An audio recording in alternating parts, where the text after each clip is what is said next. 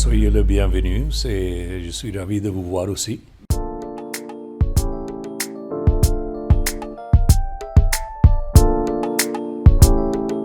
Et alors, la raison, c'est très simple, c'est pour aider les peuples afghans.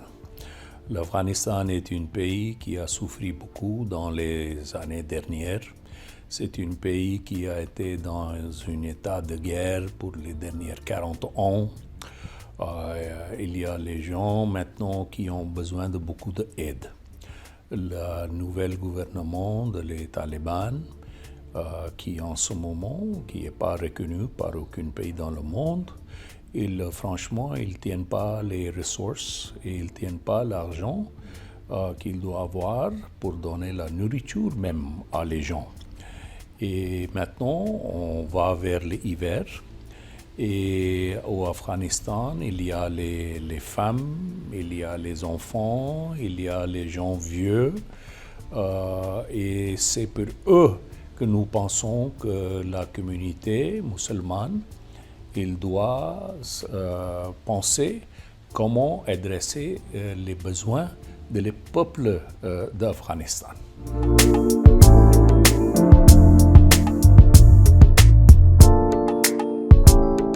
Donc certainement, vous voyez, le Maroc, c'est un pays très important pour le Pakistan et pour le monde. Le Maroc aussi, si on parle de l'histoire, c'est le pays dans lequel l'idée de l'OCI, l'idée c'est né ici. Et le Maroc, ils tiennent une position de respect dans l'organisation entre les pays musulmans. Alors certainement, le jour avant-hier, j'ai communiqué avec le bureau de son Excellence, Monsieur le Ministre, et on a passé le message que le Pakistan va organiser cette rencontre.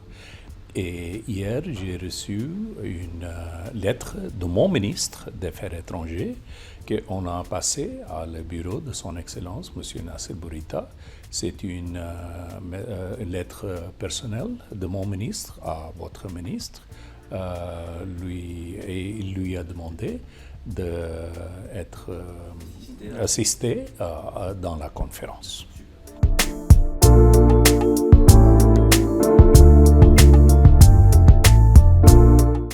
La raison, c'est très simple. Vous voyez que les deux pays, le Pakistan et le Maroc, nous sommes très occupés avec les développements dans notre région respective. Ici, vous avez beaucoup à faire, il y a beaucoup pour vous occuper. Vous êtes sur le grand continent de l'Afrique. Vous avez une politique très, très proactive. Vous avez votre engagement avec plusieurs pays voisins et même des pays qui ne sont pas trop près de vous. C'est un très grand continent. Aussi, vous êtes un pays méditerranéen. Vous avez votre engagement avec les pays qui sont à côté de vous et en face de vous sur la Méditerranée. Aussi, vous avez des relations de commerce très très fortes et développées avec l'Europe. Et bien sûr, vous avez votre engagement avec les États-Unis et plusieurs autres pays dans le monde aussi. Chez nous, au Pakistan, nous avons, comme vous, nous avons notre engagement avec les pays de le Moyen-Occident qui sont séparés du Pakistan avec la mer Arabe seulement. Mais nous avons assez de difficultés aussi parce que nous avons une relation qui est un peu difficile avec l'Inde. Il y a la question de Cachemire qui n'est pas résolue. Aussi, il y a l'Iran qui est un pays qui est toujours dans les nouvelles. Et maintenant, nous avons cette nouvelle situation d'Afghanistan qui nous préoccupe beaucoup parce que nous avons une frontière de 2600 km avec l'Afghanistan. Alors, toutes les choses qui se passent dans l'Afghanistan, il y a un impact direct sur le Pakistan. Parce que vous êtes très occupés dans votre région, nous sommes occupés dans notre région, malheureusement, on n'a pas vraiment vu la coopération et aussi le nombre de visites qu'on peut avoir. Et avec cet accord qu'on a signé entre le MEP, le MAP, et le APP, qui est son homologue au Pakistan, nous espérons qu'on va avoir un échange d'informations très robuste pour élever le niveau d'information entre les deux peuples, entre les deux pays.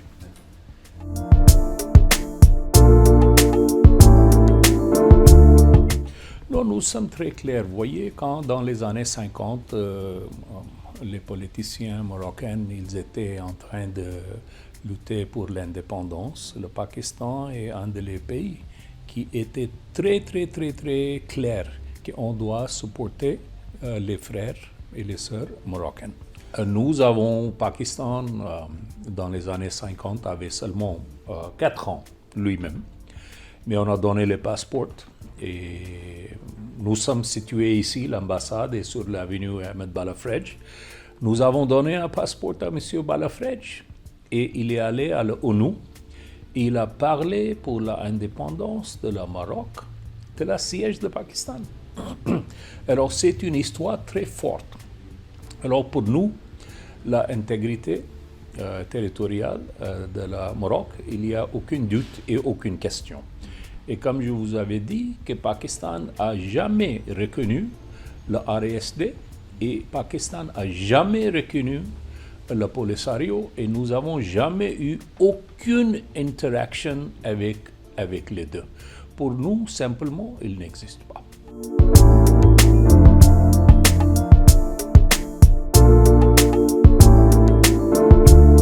Vous voyez, aujourd'hui, malheureusement, dans tout le monde, le terrorisme, la violence, l'extrémisme, c'est quelque chose qui nous concerne tous. Le Pakistan, parce que je vous ai expliqué que nous avons une région très difficile. Et il y a malheureusement eu, pendant les années qui sont passées, nous avons facé beaucoup de problèmes de terrorisme chez nous aussi. Et nous avons combattu, lutté contre cette menace. Dans l'Afrique aussi, vous savez que dans plusieurs pays, même quelques voisins, il y a l'instabilité parce qu'il y a ces gens qui sont violent extremists. Pour combattre cette menace, c'est important pour les pays frères et les pays qui ont des pays à côté de eux où il y a face à ce problème d'être préparés.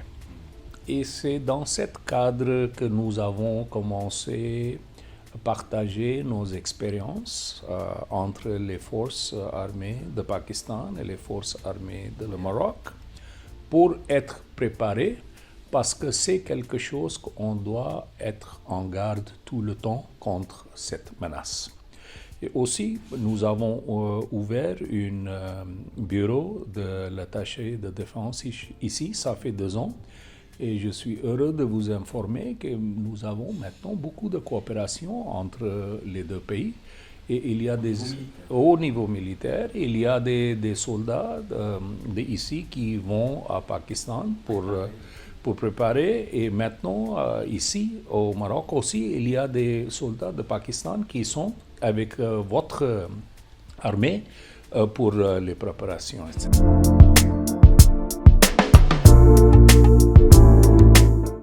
J'ai visité jusqu'à Guelmim. Mais ce n'est pas parce que je ne veux pas aller ou je ne peux pas aller, je vais aller dans le sud aussi. Spécialement, vous savez qu'à Laayoune, nous avons le Menourso qui est commandé par un général pakistanais. Nous avons des Pakistanais forces qui sont déployés là-bas. Je vais aller les voir visiter là-bas. Et aussi, j'ai vu et lu beaucoup de la ville de Dakhla. Et je voudrais aller là-bas aussi pour voir les opportunités, spécialement pour le secteur privé de Pakistan, parce qu'il y a une grande vision donnée par Sa Majesté le roi pour le développement de le Sud. Et je pense que le secteur privé de Pakistan peut participer dans le développement dans plusieurs secteurs là-bas aussi. Alors je voudrais avoir un engagement de la secteur privé de Pakistan dans le développement de la... Oui, au nouveau, exactement.